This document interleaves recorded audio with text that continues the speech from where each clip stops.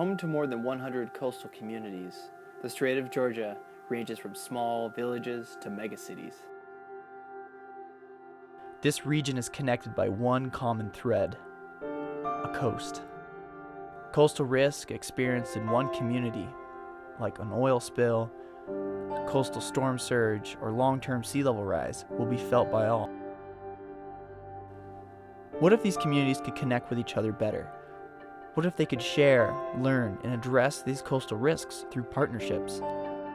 By connecting similar communities, a research team at the University of British Columbia is helping to build a resilient coastline through creating a network of planners and communities. There's nothing natural about disasters, and resilient communities in this coastal region can reduce their vulnerability to these hazards by taking a look at current conditions, society, ecosystems, and institutions to understand who and what is most vulnerable and what can be done to address it through local planning.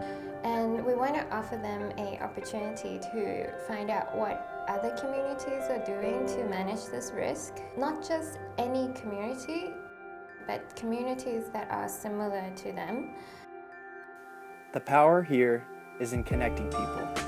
What if these communities could connect with each other, especially if they're very similar? How can they share, learn, and address these coastal risks through partnerships and sharing knowledge?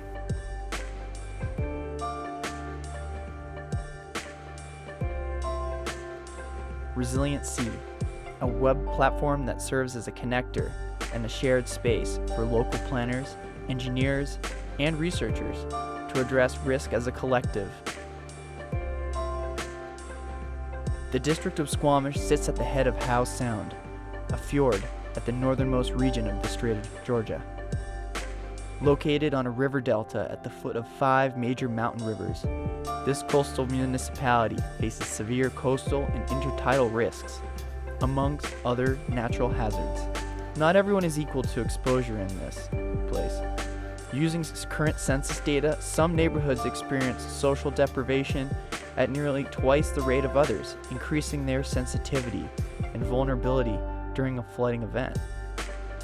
These areas are not only the most socially vulnerable, but also the areas of highest flood hazard during a coastal storm surge event and long-term inundation due to sea level rise.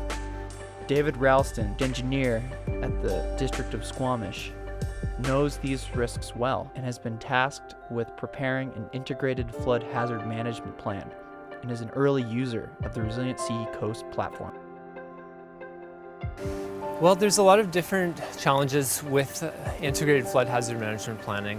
It's taking technical information and then translating that to policy. And there's a lot of provincial guidelines that are available, but how does that actually relate to local policy? So there's a lot of challenges, and grappling with a growing community in a risky area, it's a very difficult thing to find balance, and that's really what it's all about, is trying to find that balance between managing risk and also allowing safe development. And so we've been grappling with how are we going to deal with that. Squamish is a community, our downtown is at 2 to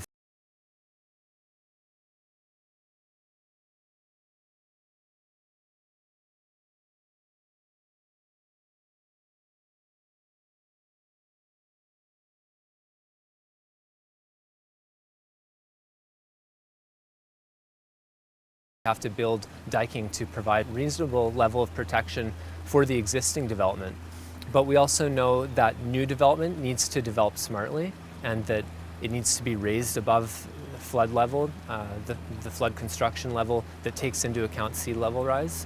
And we are looking at sea diking on our coastal perimeter, and that is a hard structural solution, but we're also looking at green ways of doing that. So we're looking at green shores type of solutions, building dikes with bioengineering and vegetation for erosion protections. But in addition to just those protect elements, we're also looking at accommodation tactics. So raising development up above the flood construction level, preserving flood storage, so we recognize the value in our estuary. It breaks waves and it provides flood storage. We're looking at maintaining those. We recognize the value of our natural assets.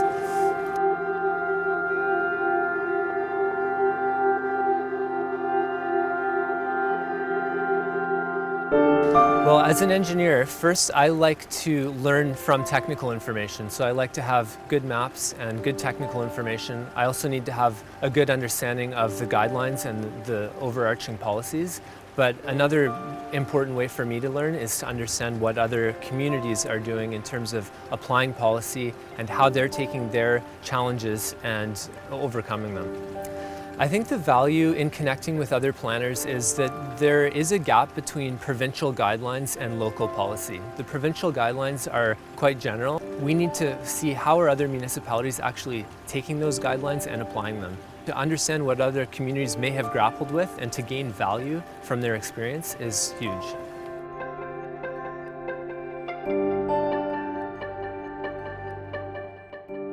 As Squamish prepares their flood hazard management plan, this is a prime opportunity to use the Resilient Sea platform tool. Running the data, Nanaimo scores very similar to Squamish using economic, social, institutional, built, and environmental capital. They also have a large estuary. Let's hear their thoughts. You know, as the years go on, the decades roll on, we're gonna expect to see sea level rise. By 2100, around 80 centimeter sea level rise. This will have an impact on the roads and also in the downtown area and also around the Nanaimo estuary area of the city. And to live along our riparian areas, watercourses, wetlands, they could be affected as well. We're now going through a process where we're updating our engineering standards, our pipe sizes. We're looking at our long-term asset management. Like, how are we going to maintain and pay for this infrastructure over time? How do we better integrate that with the natural ecosystems like our wetlands and understand it's all part of one storm system or system that works together to kind of convey water out of the city. There's a concern that in the future areas like the Nanaimo estuary will flood, and that's principally where the Nanaimo reservations are. So there's a number of communities there in low-lying areas that are under threat. That's an opportunity for the city to work more closely with our friends in Nanaimo to try and find solutions to mitigate that and address that. I'm working on sea level rise adaptation for the region. Develop policies that protect the public and protect property from risk. We need to figure out what level of risk the community is willing to live with. You know, are we willing to accept properties, buildings being a little bit wet occasionally? Or do we want homes to never get wet at all? Or is it okay if they get wet once every 100 years on a probability scale?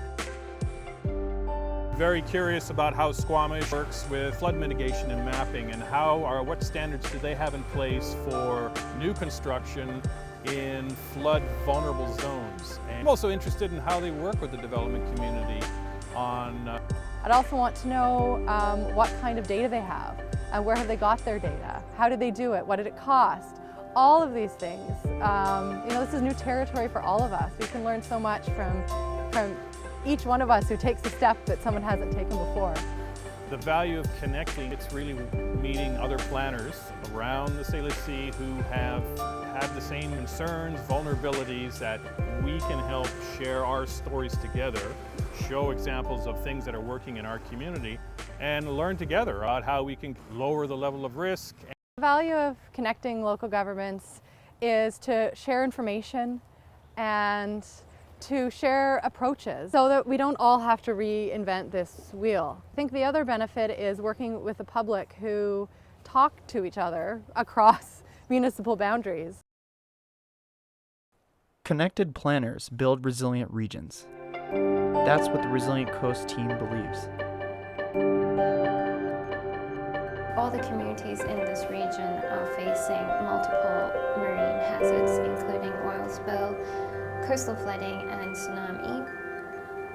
Our main goal for this platform is really to promote sharing of knowledge and resources that can help adaptation and risk reduction. From what we understand, networks can help communities share knowledge and resources in adaptation and for helping risk reduction. But also, this would be particularly useful for smaller communities with less resources to work with. From the very beginning, we have engaged with different stakeholders from the communities to find out how we can make sure what we're making is relevant and useful to them. So these include stakeholders like engineers, planners, emergency managers from municipal and indigenous communities. The main content of the platform is the Similarity Index, and that is based on peer-reviewed research, and the indicators we chose were also based on scientific research. I think the main reason that indicators are useful is that they are easily understandable and they can capture really the condition of different communities and easier for policymakers to understand. As people start using it, we want to get feedback from all the users and continually improve the tool to make it more relevant and user-friendly. But also we want to expand the network. We want to include more communities from our neighbors in the north as well as in the south of the border. We hope to see more users and more diversity. More resilient Strait of Georgia starts with you. Visit the Resiliency website to get started with your own profile and help build a more resilient region today.